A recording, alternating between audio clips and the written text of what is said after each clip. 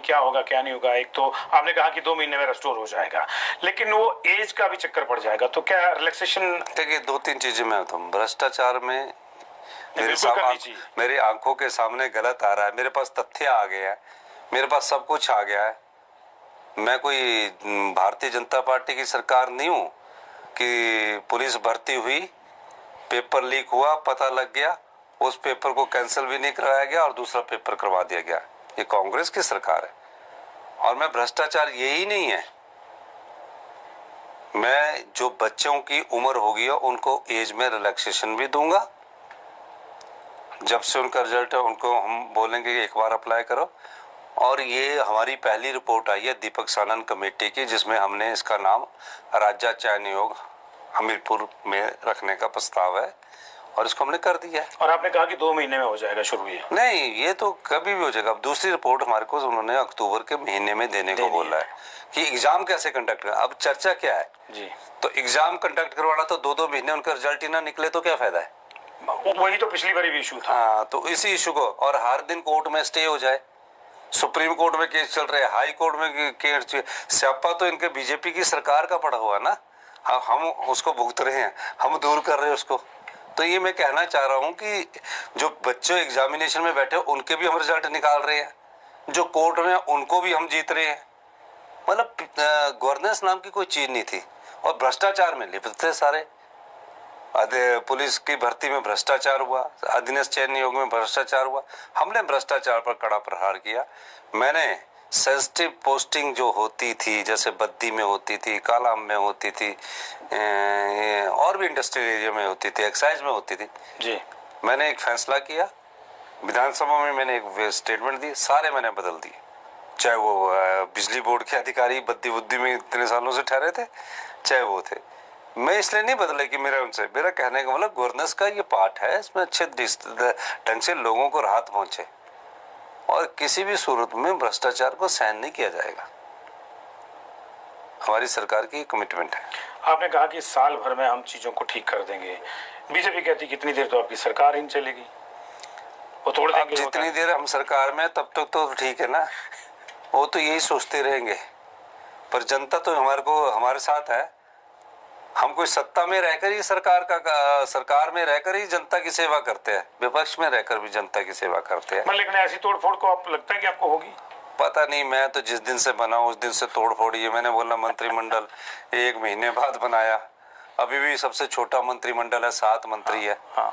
तो 9 महीने तो हो गए 7 मंत्रिमंडल के साथ चले। अभी और कितने चलेंगे? ये तो क्योंकि 3-4 बैठे हैं कि हमारे को बनाना है। हाँ, तो उनका राइट बनता है, उनका अधिकार बनता है जी। उन 3-4 को बनाएंगे, क्यों नहीं बनाएंगे। लेकिन क्या वो एमएलए बने हैं। क्या अभी इतना समय है इसका एकदम से, क्योंकि त्रासदी के ऊपर कंसंट्रेट नहीं, राजनीति में समय का कोई टाइम नहीं होता है। तो पता नहीं, कल फोन आ जाए तो सुबह ऑफ हो जाती है, इसमें कोई ऐसा नहीं है। नहीं, फोन कहाँ से आएगा? मतलब ऊपर से तय? फोन ये तो तय हाई कमांड ही करता है। अच्छा, एक चीज और है, बहुत सी चीजें जुड़ी हैं इस तरह से, लेकिन आपको ग्राउंड लेवल पे क्या लगा कि सच में ही आप जो कह रहे हैं 1 साल में हम लोग खड़े हो पाएंगे? हम 4 साल में हिमाचल प्रदेश को आत्मनिर्भर बनाएंगे, 1 साल में हम पूरी तरह खड़े हो जाएंगे और 10 साल में, हाँ बैठे हैं ना यार, मुझे याद है पिछली बार भी बोला था, 10 साल में हिमाचल प्रदेश को हिंदुस्तान का सबसे अमीर और समृद्धशाली राज्य बनाएंगे। ये हमारा कर्तव्य भी है और हिमाचली गौरव और गर्व महसूस करेगा। हम ऐसे रिसोर्सेज, नियमों में परिवर्तन कर रहे हैं, हम कानून बदल रहे हैं। धक्के कानून से सरकारें चला करती थी, हम नहीं चाहते हैं। हम सत्ता में सत्ता सुख के लिए नहीं आए हैं, व्यवस्था परिवर्तन के लिए आए हैं। और व्यवस्था परिवर्तन का अगर आप डिपार्टमेंटों में जाकर देखोगे तो कुछ डिपार्टमेंटों में पूर्णतया व्यवस्था परिवर्तन हो चुका है। आपके डीपीआर में भी परिवर्तन हो चुका है। आपने नियम बदलने की तक की बात करी कि लोगों के लिए मैं नियम भी बदल दूंगा, हिमाचल के जो हित में होगा, लेकिन फिर पड़ोसियों को ये जो है अच्छा नहीं लगता। वो वाटर सेस का आपने लगाया तो उन्होंने कहा पड़ोसी हमारे भाई है, संवाद के द्वारा फिर बातचीत करके। बातचीत हुई थी भगवंत मान जी से? मेरी भगवंत मान जी से भी बात हुई, मेरी राघव चड्ढा जी से भी बात हुई, मेरी अरविंद केजरीवाल से भी बात हुई, मेरी मनोहर लाल खट्टर जी से भी बात हुई, मेरा पुष्कर धाम। मैंने बोला हिमाचल का हित बताइए कि इन प्रोजेक्टों में हिमाचल को क्या मिलेगा।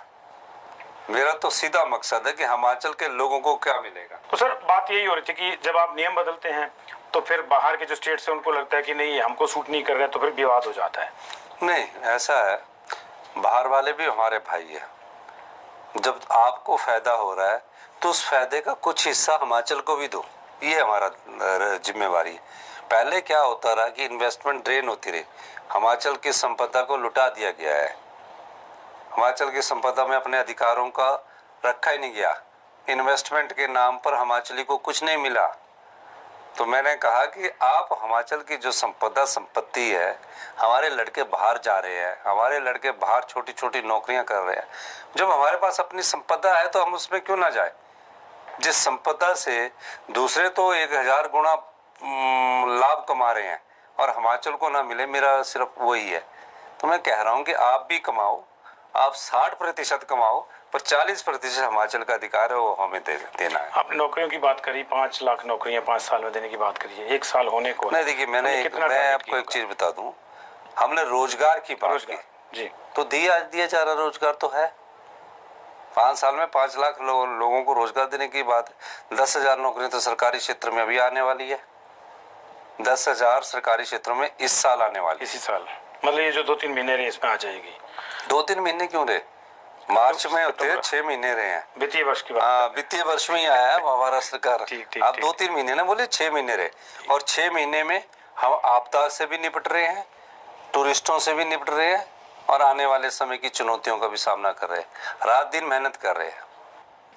सर सवाल बहुत से हैं, लेकिन हिमाचल प्रदेश का समय ऐसा है कि जहां कंसंट्रेट करना है तो हम भी चाहते हैं कि वहीं आप अपनी ऊर्जा का प्रयोग करें। अगली बार जब मुलाकात होगी तो निश्चित तौर से इन चीज़ों को फिर से रिव्यू करेंगे और कुछ नए सवाल भी होंगे। आपने हमें समय दिया, बहुत बहुत शुक्रिया आपका। Thank you very much.